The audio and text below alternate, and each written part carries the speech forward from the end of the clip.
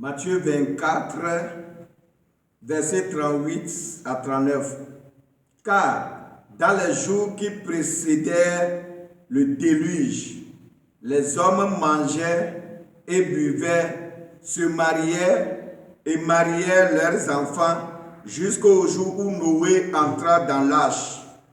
Et ils ne se doutaient de rien jusqu'à ce que le déluge vint et les emporta. Tous, il en sera de même l'avènement du Fils de l'homme. Le thème de notre message s'intitule « Lire le temps et se conformer conformément au temps ». Un enfant de Dieu qui ne connaisse pas le temps est un danger pour sa vie chrétienne. Alors, nous sommes dans quel temps, bien-aimés dans le Seigneur? Le monde est dans quel temps?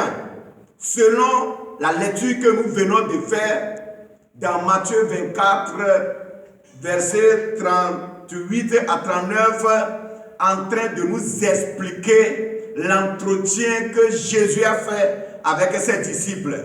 Et les disciples lui posaient des questions concernant son retour, concernant le retour du Maître, le retour du Christ, qu'on appelle l'enlèvement. Christ va venir prendre son église.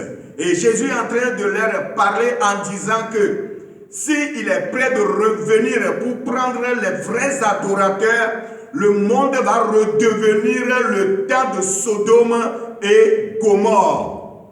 Donc, alors, nous sommes dans quel temps? Les enfants de Dieu, les chrétiens, doivent poser la question et demander, nous sommes dans quel temps?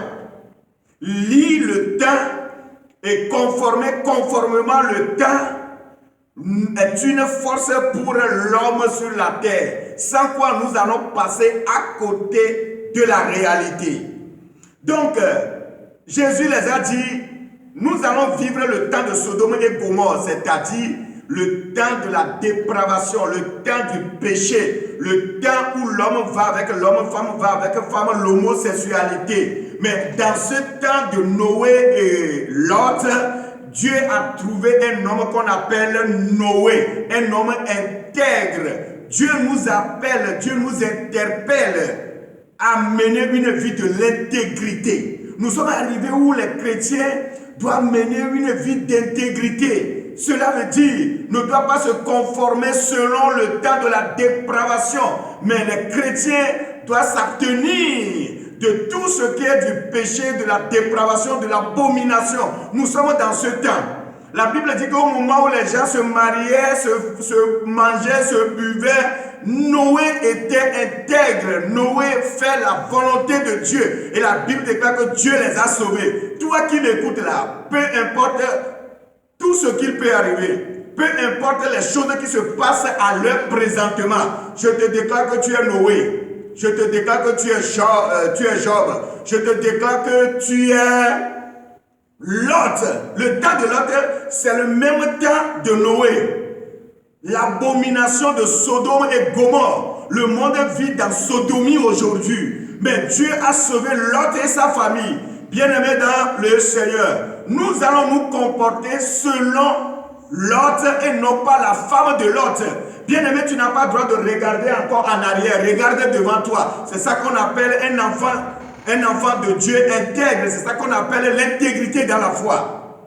L'intégrité dans la foi, bien-aimé dans le Seigneur. Nous sommes arrivés que nous allons prier le Seigneur de nous préserver. Jésus-Christ sur terre, il a fait cette prière pour ses apôtres, pour ses disciples dans Jean 17, en disant, Dieu, je ne prie pas pour que tu les ôtes du monde, mais ils sont dans le monde, mais je prie pour que tu les préserves. Bien-aimés dans le Seigneur, fais la prière de la préservation. Mais fais la prière pour empêcher la loi de l'homosexualité.